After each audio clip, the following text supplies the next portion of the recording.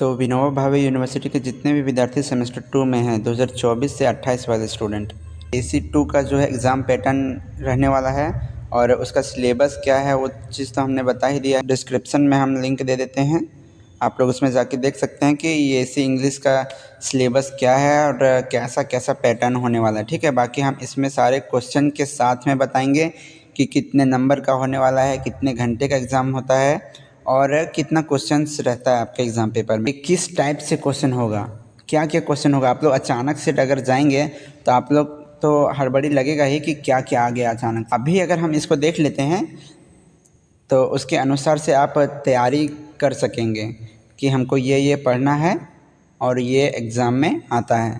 ये AC2 का जो है सिलेबस अगर हम लोग यहाँ पे देख लेते हैं तो आगे चल के हम लोग को समझने में आसानी होगी। देखिए यहाँ पे जो लिखा हुआ है ना, फॉर सेमेस्टर 1 एंड 2 जो सिलेबस है, सेमेस्टर 1 और सेमेस्टर 2 दोनों के लिए एक ही सिलेबस है। जैसा कि अभी आप लोग अगर सिलेबस को सर्च करना चाह रहे होंगे, लोग सर्च कर रहे होंगे AC2 इंग्लिश सिलेबस, लेकिन यहाँ पे आप लोग को दिखने में आ रहा होगा ये AC1।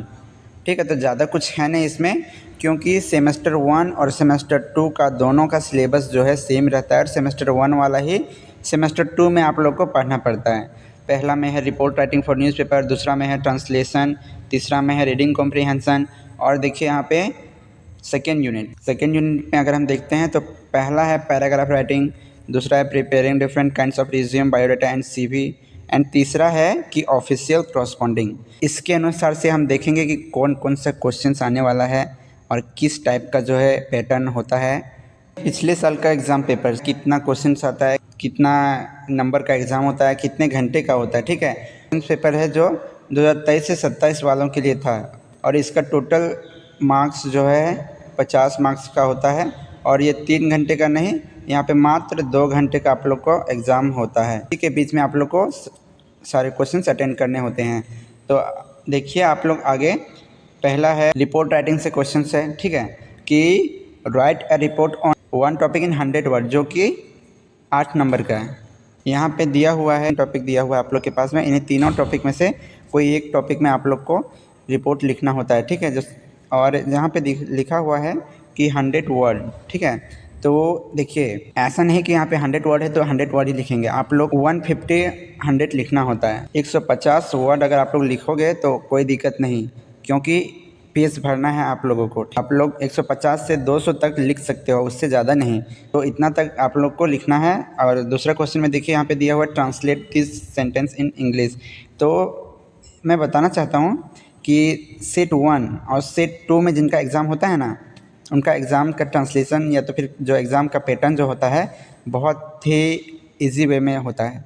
और जिसका भी एग्ज़ाम सेट जो है 3 या 4 जाता है, उन लोग का लगभग क्वेश्चंस जो है ना हार्ड टाइप में रहता है, उतना ज़्यादा आसान नहीं होता है। तो देखिए ट्रांसलेशन में आप लोग को देखने के लिए मिल रहा होगा, कुछ इस टाइप से दिया हुआ है और इस सब को जो है सेम टाइप से आप लोग को ट्रांसलेट करके लिखना है। और तीसरा क्वेश्चन में दिया हुआ है रीडिंग कॉम्प्रिहेंशन से है पैसेज।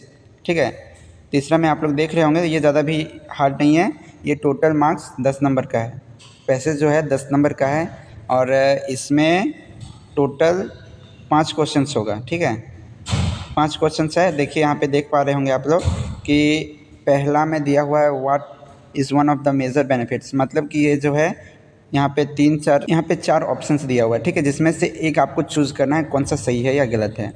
ठीक है, तो ये प्रत्येक जो है क्वेश्चंस 2-2 नंबर का है। थर्ड में देखिए यहाँ पे भी है 4 ऑप्शन दिया हुआ है, इसमें भी एक आंसर चुनना है। थर्ड में भी देखिए इसमें भी एक आंसर चूज़ करना है, फोर्थ में भी सेम।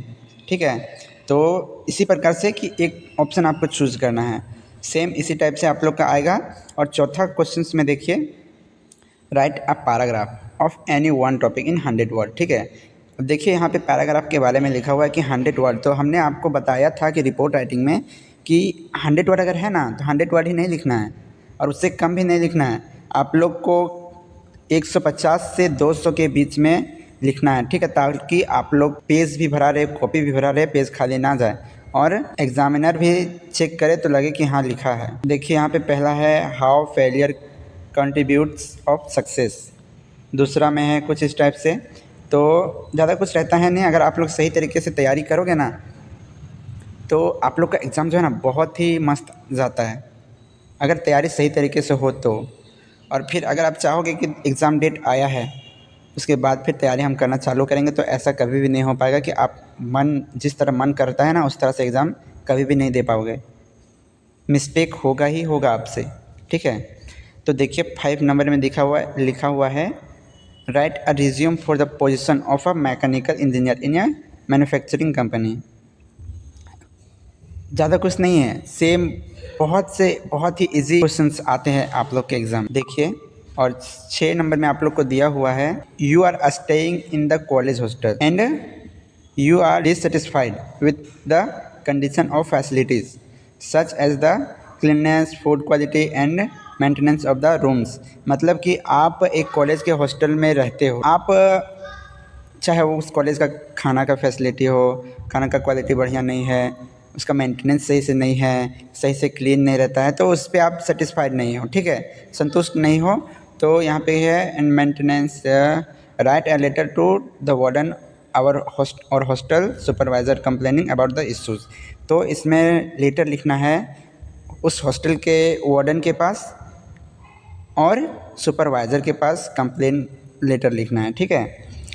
और इसमें ज़्यादा कुछ है नहीं।